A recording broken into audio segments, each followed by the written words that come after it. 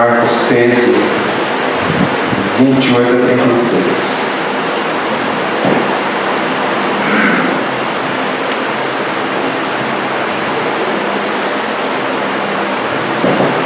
Aprendei, pois, a parábola da figueira. Quando já os seus ramos se renovam e as folhas brotam, sabeis que está próximo o verão.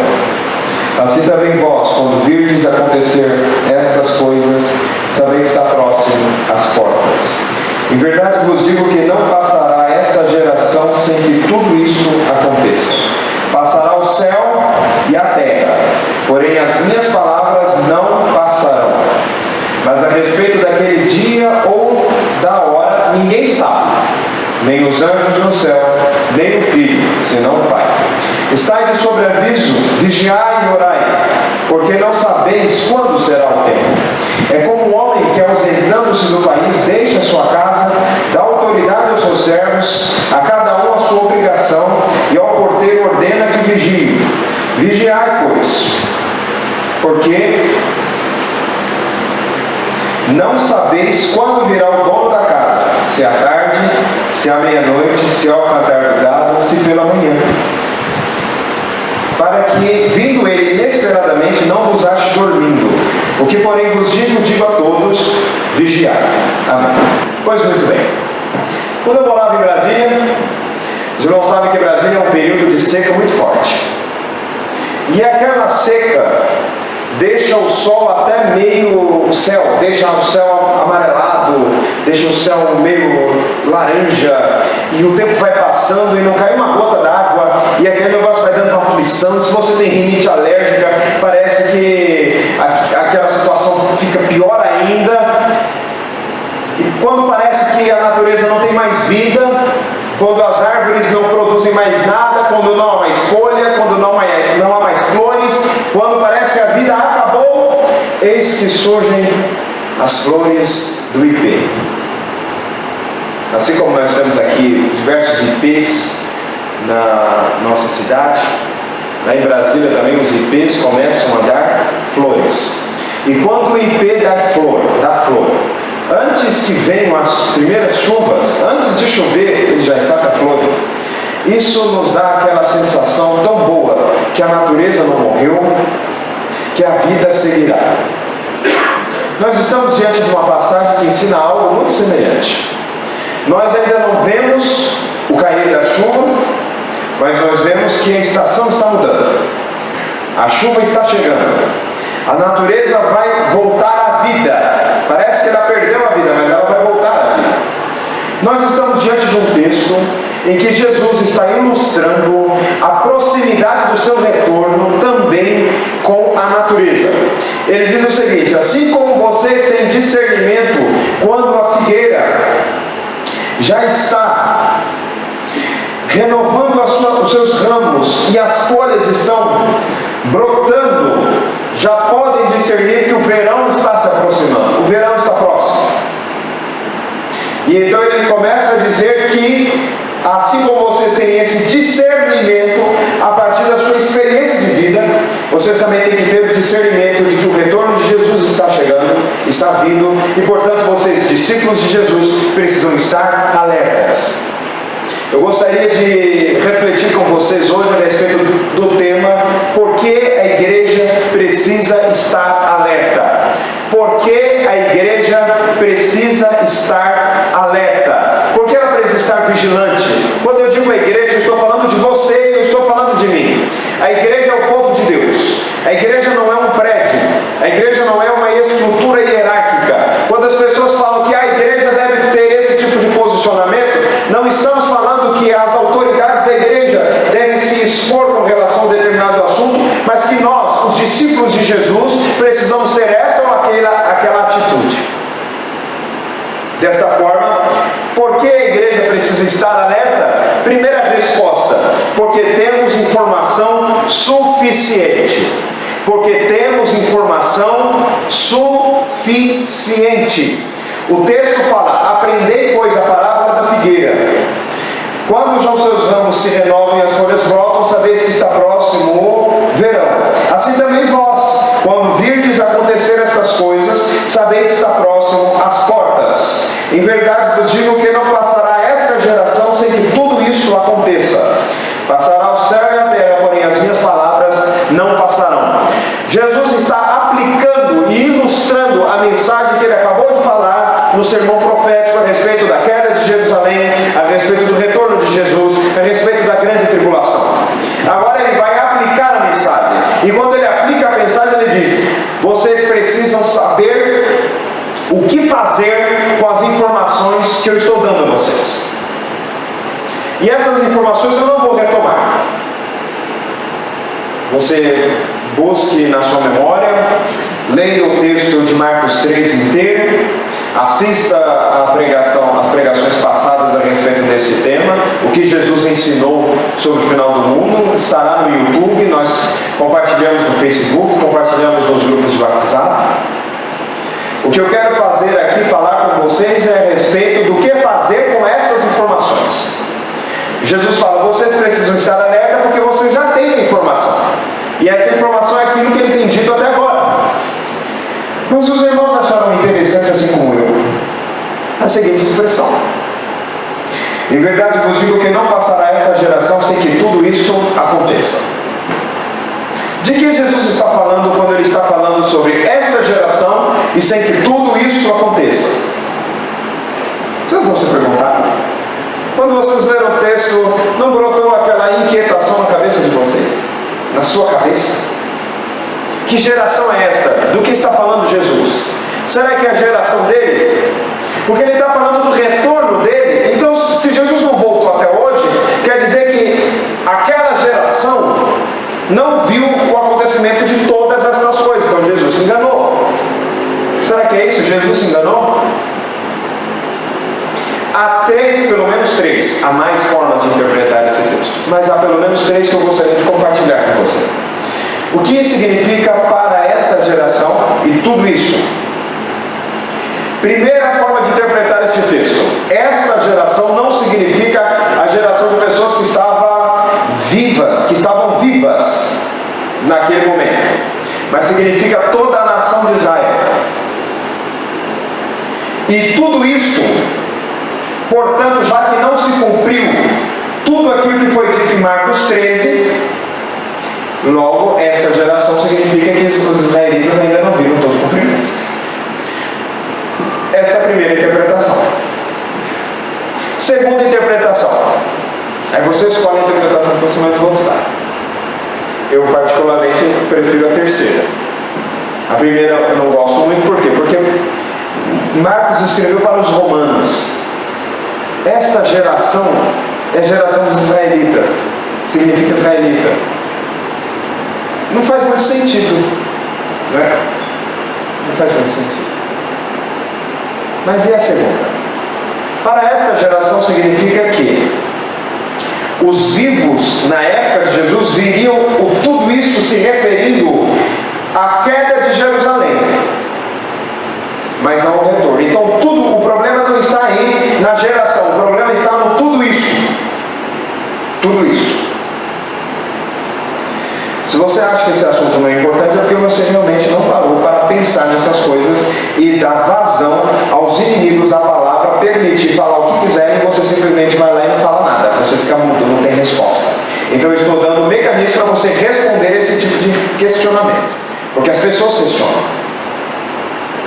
Segunda forma, esta geração se refere realmente às pessoas que estavam vivas, mas todas estas coisas significa apenas as coisas que acontecem em Jerusalém. E há uma terceira forma de interpretar. Essa terceira forma de interpretar significa que tudo isso realmente significa a grande tribulação. Esta geração significa aquelas pessoas que estavam vivas naquele momento. Então, o que quer dizer que Jesus não voltou? Então, essa geração não viu tudo aquilo. E aí é que está, aqui está. Grande tribulação não significa apenas que a tribulação seja intensa, mas significa também que a tribulação seja cumprida. Grande. Eu falo cumprida, às vezes dá a ideia que já cumpriu-se. Não, cumprida, tem grande comprimento.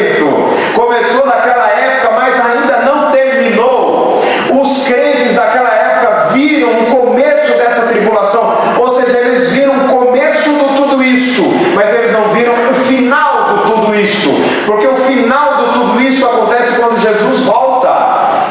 E é óbvio que Jesus está falando que ele não sabe quando essas coisas vão acontecer, então ele não está marcando data. Quando ele fala tudo isso, sei que tudo isso acontece, significa o início de tudo isso, porque o final nem ele sabe, ou nem ele sabia naquela ocasião. Então a Bíblia não está apresentando aqui uma contradição dos fatos, é nós que precisamos interpretar o que significa esta geração e tudo isto. Mas não apenas à luz dessa passagem, mas de todas as outras que nós falamos a respeito do retorno de Jesus, falamos do anticristo, falamos de que Jesus volta, tudo isso é muito importante.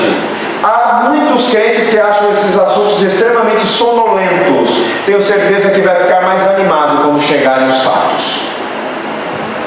Tenho certeza que quando esses momentos chegarem e você não estiver vigilante, você vai achar esses fatos bem mais animados.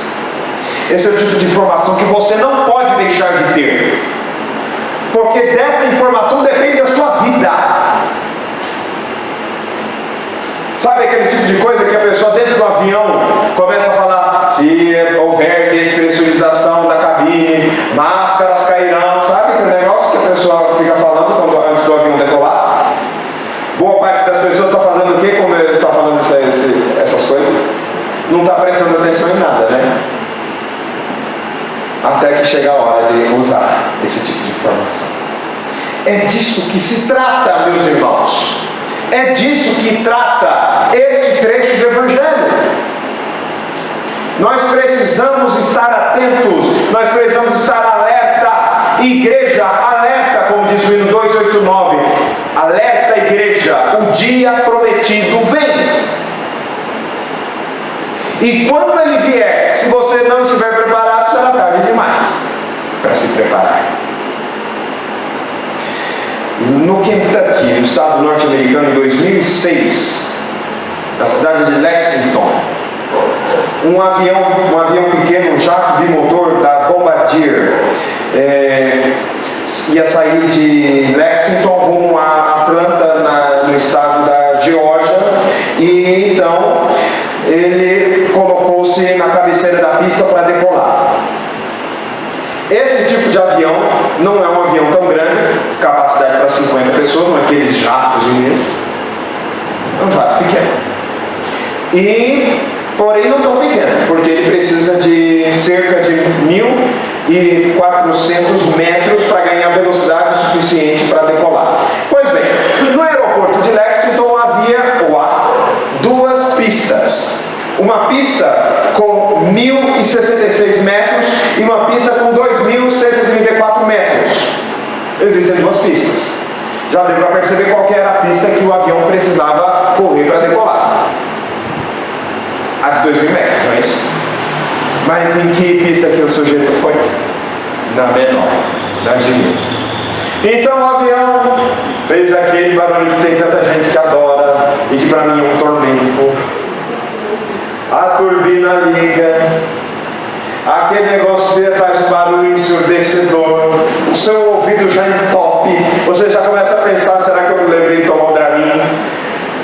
E aquele negócio começa correndo desesperadamente para subir, e então ele começa a subir. Só que quando ele sobe num determinado momento, o que aconteceu com o avião? Ele caiu. Ele não tinha velocidade para permanecer. A pista era pequena. O avião caiu. Apenas o copiloto, um homem chamado James Polerink, sobreviveu. 49 pessoas, entre eles o piloto, morreram. Todos eles sabiam que tinha que ter uma pista maior para pilotar? Todos eles sabiam. Mas na hora de fazer, o que eles fizeram? A escolha errada.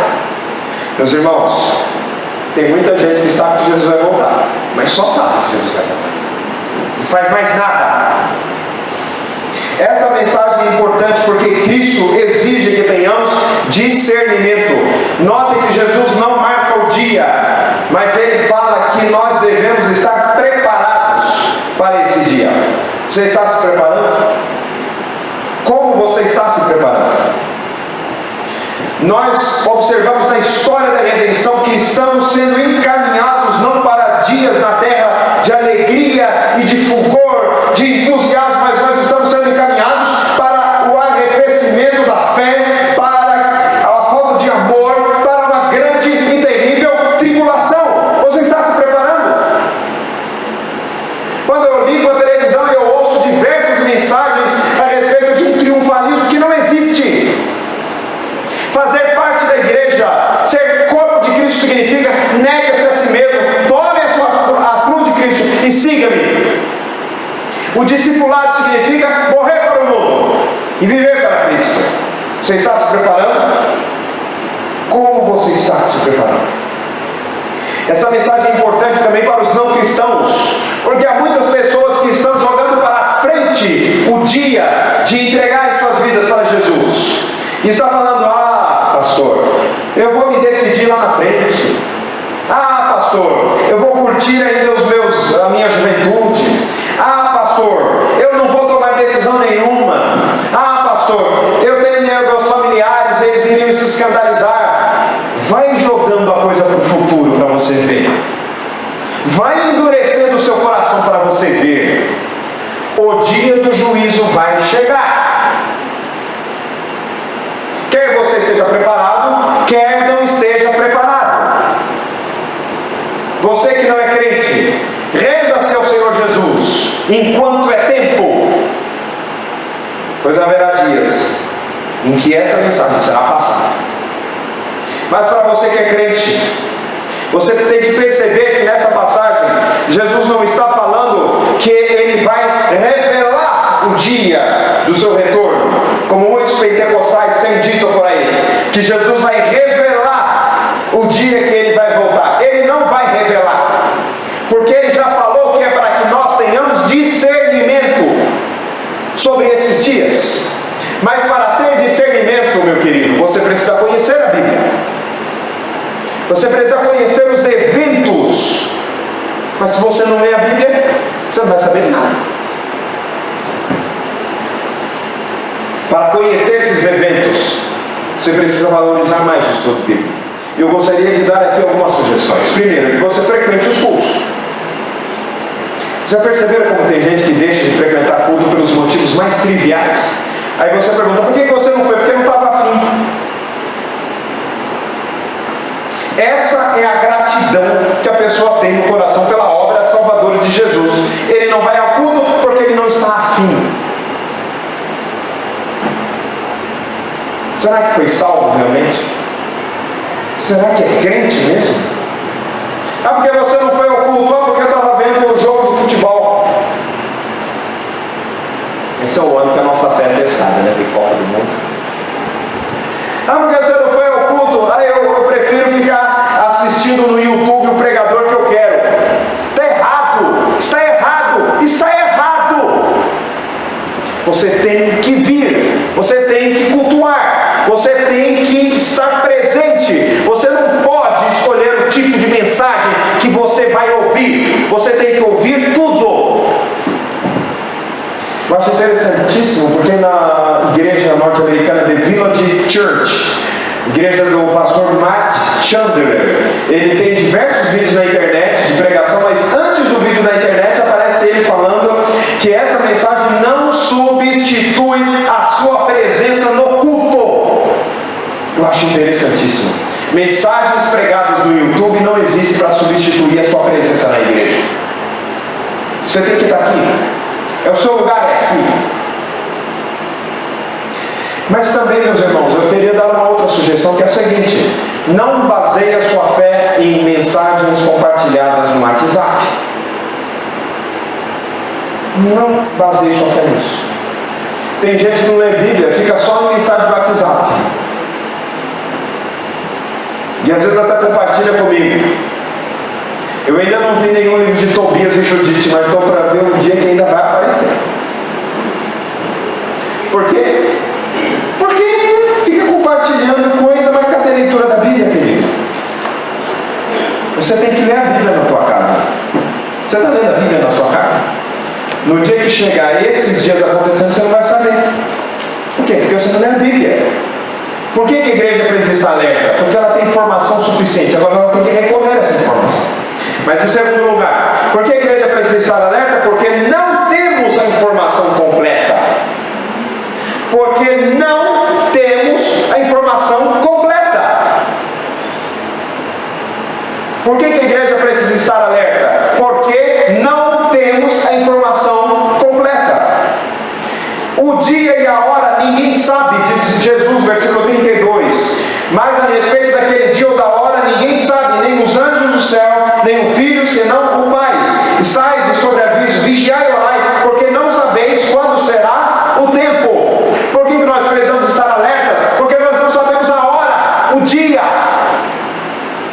Se soubéssemos, a gente ia se preparar um dia antes, como bons brasileiros, que deixa tudo para o fim da hora, que deixa para fazer a declaração do imposto de renda no último dia.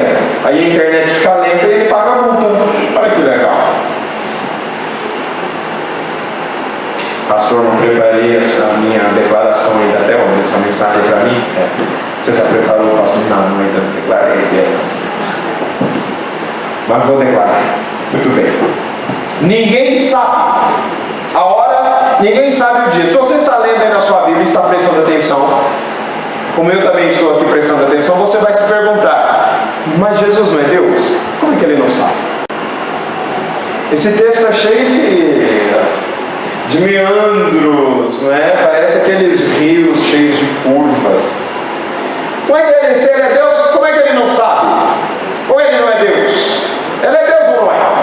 Meus irmãos, embora sendo ontologicamente Deus, com o Pai, Jesus, quando veio à terra, ele se esvaziou de sua glória, de sua majestade, e até mesmo foi limitada voluntariamente aspectos ou atributos da sua divindade. Se não vejamos, porque normalmente as pessoas criam problemas com este texto, mas não criam problemas com outros textos que também mostram essa mesma verdade. Acompanhe comigo. Então ele disse: bebereis o meu cálice, mas o assentar-se à minha direita e à minha esquerda não me compete concedê-lo. É por fraqueza que está preparado por meu Pai. Jesus está aqui respondendo a Tiago e João. Tiago e João querem sentar-se uma à direita e outra à esquerda, e Jesus fala: o lugar da cadeira da direita, da esquerda e da direita não sou eu que vou atribuir, mas é o Pai que vai atribuir. Ou seja, ele não tem essa competência, ele se esvaziou, ele se limitou. Que mais? Lucas: e crescia Jesus em sabedoria, estatura e graça diante do Deus e dos homens. Se ele crescia em sabedoria, porque quando ele nasceu ele não tinha toda a sabedoria que ele poderia ter e que ele teria. Ele cresceu. Atos 7, respondeu-lhes: não vos compete conhecer tempos ou épocas que o Pai reservou pela sua exclusiva autoridade. A autoridade desses tempos, dessas épocas, não era do Filho, era do Pai. Tudo isso para mostrar que o Filho está autolimitado para vir aqui cumprir a sua missão de Salvador, de Redentor. O Dr. Heber Campos, no seu livro As Duas Naturezas do Redentor, ele apresenta uma lista de limitações e fraquezas que Jesus tinha quando esteve na terra. O Redentor se cansava. Ele sentou-se para beber água. Em João capítulo 4 está escrito que ele estava cansado. E ele estava também com sede, no mesmo capítulo. O Redentor tinha fome. Mateus 4:2, quando passou 40 dias antes de ser tentado pelo diabo, diz que no final dos 40 dias, o que ele teve? Fome. Ele estava limitado. Ele estava limitado também pelo espaço. Lucas 24:31 mostra que procuraram Jesus, mas não encontraram, porque naquele momento Jesus não estava apresentando o seu atributo da onipresença. Ele estava num lugar e não estava em outro lugar. O atributo do tempo, ele veio na plenitude do tempo, Gálatas 4:4, e ele sujeitou-se ao tempo, de modo que quando ele nasceu ele tinha de fato 8 dias, quando ele foi ao templo ele tinha 12 anos, quando ele iniciou seu ministério tinha 30, ou seja, ele estava sujeito à passagem dos dias. Ele sentiu dores, Ele sentiu angústia. Ele disse: a minha alma está angustiada até a morte, disse para os discípulos. Isso para mostrar que não é para a gente saber a hora. E nós não vamos saber a hora, pode existir. Mas pastor, a Ellen White marcou, a Ellen White, fundadora da Igreja Adventista, marcou data. Nós temos testemunhos de Jeová marcar a data. Perderam o tempo. Sobre aquela hora não nos compete. Temos que ser a verdade. Há cerca de 10 anos atrás, era pastor no Distrito Federal e reunimos o conselho. E quando a gente foi reunir o conselho, deixamos a porta da igreja aberta, a porta do templo aberta. Eis que surge quem? Um assaltante armado com uma pistola automática apontada para as nossas cabeças. Ele levou o carro de um presbítero, assaltou nossas carteiras, pegou o dinheiro, depois jogou ao vento e se mandou. O carro foi recuperado porque o presbítero que era dono do carro era policial militar ligado à presidência da República. E rapidamente lá entrou em contato com seus colegas de farda, como também de outras corporações policiais, e fez um cerco para recuperar o carro, como de fato recuperou. Mas será que a gente conseguiria imaginar que alguém iria assaltar uma igreja? Nós estávamos preparados para o assalto? Nós sequer cogitamos que poderíamos ser assaltados? Não. A Bíblia diz que Jesus vem como um ladrão, na hora que ninguém espera. A comparação com o ladrão é só nisso. Porque Jesus veio para abençoar. Ele vem para abençoar. Mas ele vem da mesma forma que o ladrão vem. Quando você não aguarda. Quando você não espera. Por que essa mensagem é importante para nós, meus irmãos? Para você que é não cristão, não adianta se iludir achando que Deus é amor, Ele não vai voltar e Ele não vai punir o pecado. Ele vai voltar e Ele vai punir o pecado. Ah, mas Deus é amor. Deus é amor, mas é justiça. Ah, mas o que Ele vai fazer então para resolver então esse impasse? Ele mandou seu Filho para morrer na cruz do Calvário pelos seus pecados e pelos meus pecados. O que eu preciso fazer? Eu preciso crer em Jesus. Ah, pastor, então quer dizer que se eu não crer, então eu não vou para o céu? Não vai para o céu, vai para o inferno. Ah, mas que Deus é esse? Por que ele só me leva se eu crer nele? Querido ouvinte, se Jesus não precisasse morrer para que você tivesse a vida eterna, Ele teria morrido? Você teria morrido? Eu teria morrido? O próprio Jesus, quando está lá no Getsemane, Ele derrama gotas de suor da sua testa, Ele sua sangue, porque a sua alma está aflita, e Ele diz: Senhor, se possível, passa de mim esse cálice, sem que eu beba, mas seja feita a tua vontade. Foi possível passar dele o cálice sem que ele bebesse? Não foi. Jesus não morreu na cruz à toa. A obra dele não foi sem motivo. Então, se não foi sem motivo, põe as suas barbas de molho, caso as tenha, e saiba, Jesus vai voltar. E se você não creu nele, será tarde demais. Essa mensagem é para você que não é crente, mas essa mensagem também é para você que é crente, que acha que sabe tudo. Nós não sabemos tudo. Tem coisa que é mistério de Deus, é mistério da Bíblia. Entre essas coisas está o dia do retorno dele. Mas aquilo que sabemos é que ele vai voltar. Então nós temos que ter humildade, irmãos. Tem coisas que a gente não sabe, tem coisas que a gente nunca vai descobrir, mas mesmo assim nós confiamos nele. Nós estamos com Ele, nós caminhamos com Ele, mas nós caminhamos assim. Ele é o nosso Pai, Ele sabe, e nós vamos junto com crianças de 5, 3 anos, que nem pergunta para onde nós vamos. O pai chama, ele vai, ele larga o brinquedo e ele já vai. Por quê? Porque ele confia na pessoa com quem ele serve. Terceiro e último lugar. Porque a igreja precisa estar alerta. Porque algo nos é exigido daquilo que sabemos. Algo nos é exigido daquilo que sabemos. Jesus coloca agora uma comparação com um porteiro de uma casa. E Jesus fala, e ao porteiro, versículo 34, ordena que vigie, vigiai e orai, porque não sabeis quando será o tempo. Jesus aconselhou vigiar. Jesus sugeriu vigiar. Jesus recomendou a vigilância. Não. Jesus mandou vigiar. Jesus ordenou vigiar. É uma ordem. Você está obedecendo ou não? E ele fala, vigiai e orai. Se nós devemos vigiar, já entendemos por quê. Agora, por que orar? Por que o texto está vigiar e orar?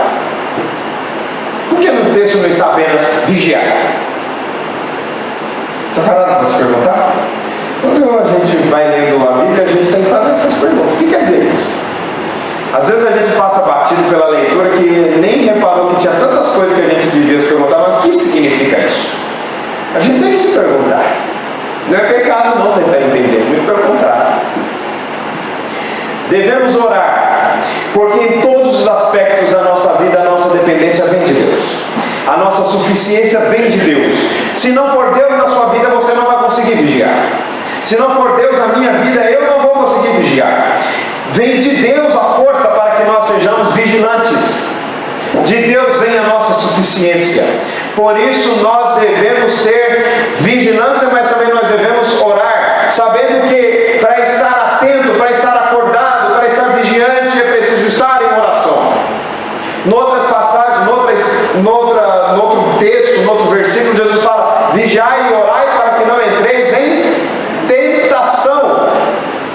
É preciso vigiar, mas é preciso orar. É preciso que estejamos atentos, é preciso que tenhamos conhecimento bíblico para saber discernir quando Jesus está voltando, quando o anticristo está aparecendo. Irmãos, nós que estamos conhecendo esse texto, se a pessoa dizer, vamos seguir fulano de tal porque ele faz milagre, você vai acreditar? Eu não vou, porque está escrito que nos últimos tempos vão surgir falsos cristos e falsos profetas, operando sinais, maravilhas, milagres.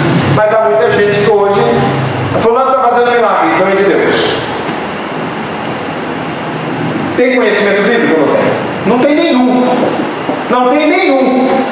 Se o diabo chegar lá e aparecer e falar, não, vem comigo que eu sou de Deus, a pessoa vai, porque não conhece a Bíblia. Mas conhecer a Bíblia não é suficiente. Para que estejamos atentos, nós precisamos orar. Vigiar e orar. As duas coisas são importantes. Conhecer a doutrina das últimas coisas é importante, mas orar também é. Devemos estar em oração. Essa exigência, o Senhor exige de nós. Nós devemos apresentar, seja na vigilância, seja na oração. Mas o que significa ser vigilante na prática? Significa que nós devemos ter um olhar analítico da história do mundo. Quando nós olhamos o jornal, quando nós ouvimos as notícias, nós devemos ouvir as notícias sabendo que aquilo são cumprimento das promessas de Deus. As pessoas se perguntam, qual será o fim disso? Será que Deus não está olhando para todas essas coisas? Claro que Deus está olhando, tanto que as coisas que estão acontecendo são as coisas que Ele disse que ia acontecer. Mas se você não tem um olhar analítico da igreja, do mundo, da vida, se você não tem uma cosmovisão bíblica, se você não enxerga o mundo pelos óculos da palavra de Deus, você vai achar tudo estranho. Você vai achar que o mundo está desgovernado, como um trem que o maquinista morreu. O mundo não está desgovernado, mas nós precisamos ter uma visão analítica do mundo. Isso é estar vigilante. Também devemos estar vigilantes no sentido que tenhamos uma reflexão a respeito se as nossas atitudes demonstram que estamos esperando ou não estamos esperando o retorno de Jesus. Tem gente que as A pessoa tem plano para tudo, menos para o retorno de Jesus. A pessoa tem plano para construir casa, tem plano para vender casa, tem plano para estudo, tem plano para família, tem plano de casamento, tem plano de tudo, tem plano previdenciário, tem plano para tudo. Ele só não tem plano para o retorno de Jesus. De modo que se Jesus voltar para ele será uma grande frustração, porque os seus planos vão por água abaixo. Terceira forma de estar vigilante, nós devemos refletir a respeito dos ídolos deste mundo, para mostrar até que ponto eles estão cegando-nos diante de Deus. E o que são os ídolos deste mundo? É tudo aquilo que toma o lugar de Deus em importância. Por exemplo, dinheiro. Por exemplo, a família. Pastor, tem gente que põe a família na frente de Deus? Tem gente que fala, eu não quero Jesus, eu não vou me converter, porque eu não posso sair da minha religião, porque a minha religião é a religião dos meus pais. É porque os seus pais são um ídolo na sua vida. O carro. Tem gente que compra um carro e deixa de ir à igreja, quando deveria ser exatamente o contrário. Tem gente que compra uma chácara para de ir à igreja, porque agora os domingos é todo na chácara.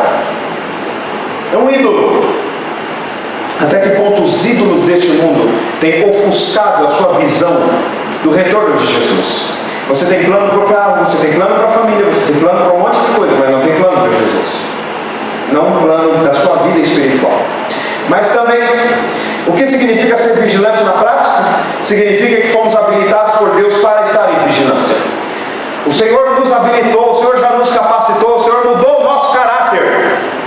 Nós fomos transformados por Cristo, então nós somos habilitados a esperar Jesus.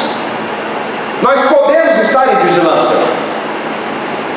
O que significa ser vigilante na prática? Significa que devemos orar, porque a nossa capacidade de vigiar vem de Deus, não de nós.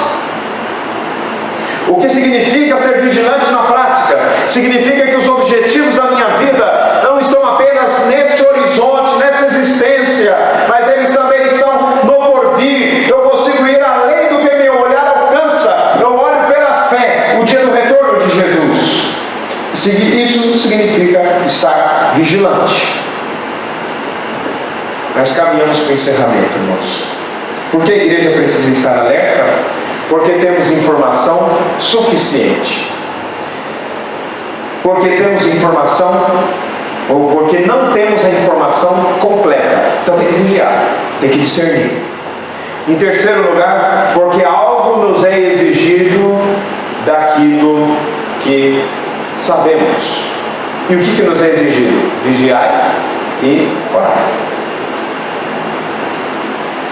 O texto começa falando sobre a figueira.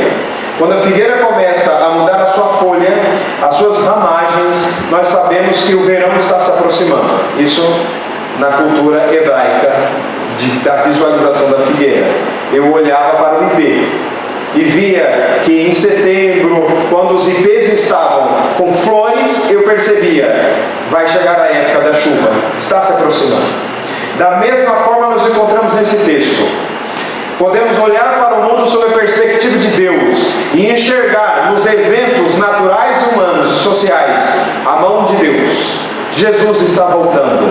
Vigiai e orai. Amém.